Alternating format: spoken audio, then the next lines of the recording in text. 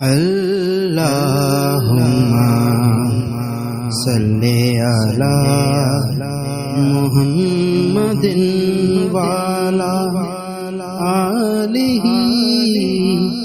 وصحبہ وسلم۔ واقعہ یہ کہ آج سے پہلے میں اس دعا کی اصل عظمت کو اتنا نہیں سمجھ پایا تھا جتنا آج سمجھا۔ یہ جو عظیم دعا ہے اس میں اتنی لجاجت، اتنی ہیوملٹی حضور نے اختیار کی ہے جس سے آگے کے سوال نہیں۔ اللہم انی عبدک وابن عبدک وابن امتک،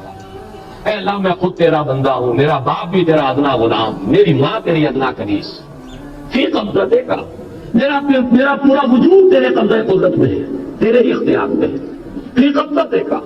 ماضٍ فی حکمک، میرے پورے وجود میں تیرا ہی حکم جاری و ساری ہے، عدل فی قضاء، اور جو فیصلہ بھی تو میرے بارے میں کرے، جو بھی کرے وہ عدل ہے، انصاف ہے، یہ ہر سے ساتھی مارے پہلے الطاف، ماضٍ فی حکمک عدل فی قضاء، ناصیتی بیدک، میری پیشانی تیرے ہاتھ میں ہے، جنہیں چاہے موڑ دے۔ یہ جو اپنی نفی ہے، نفی اس اعتبار سے بھی اپنی انانیت کی نفی، انی عبدک وابن عبدک وابن امتک، پھر اپنے وجود کی نفی، اپنی مرضی کی نفی،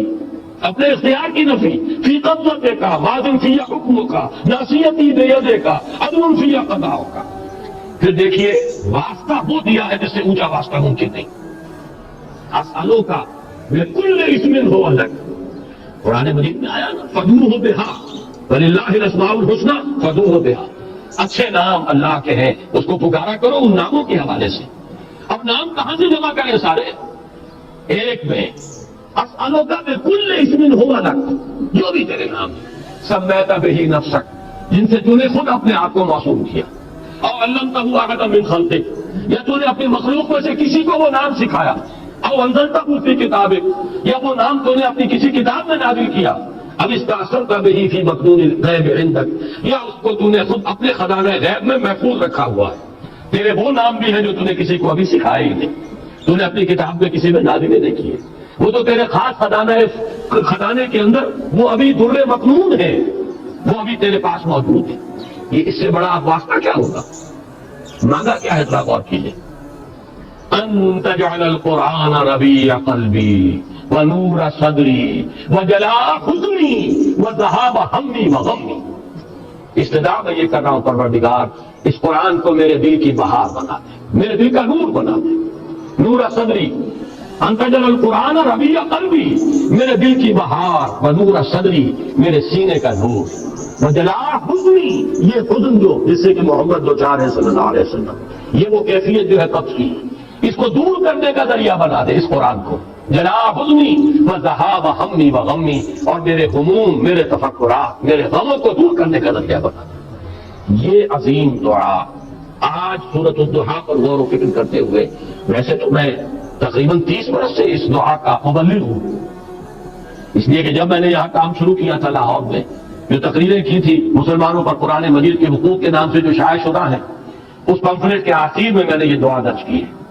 یہ اصل میں کچھ مختلف احادیث میں ٹکڑے آئے ہیں، کہیں کوئی ایک ٹکڑا کم ہے، کہیں دوسرا کم ہے، میں نے بڑی تحقیق کر کے تمام روایتوں کو جمع کر کے پھر اس کو مرتب کیا ہے، اور وہ بڑی خوبصورت میں نے اس کی سیٹنگ کی ہے، اور وہ اس کتاب کے آخر میں ہے۔ اللہم انی عبدک وابن عبدک وابن امتک فی قبضتک ناصیتی بیدک ماضٍ فی حکمک عدل فی قضاءک، اسألک بکل اسم هو لک سمیت بہ نفسک او علمتہ احدا من خلقک او انزلتہ فی کتابک او استأثرت بہ فی مکنون الغیب عندک ان تجعل القرآن ربیع قلبی ونور صدری وجلاء حزنی وذہاب ہمی وغمی۔ یہ وہ کیفیت ہے، اور وہ قرآن جو اس کیفیت میں سب سے زیادہ پر تاثیر ہے وہ یہ قرآن ہے، ان دو صورتوں پر مشتمل قرآن، سورۃ الضحیٰ، سورۃ الانشراح۔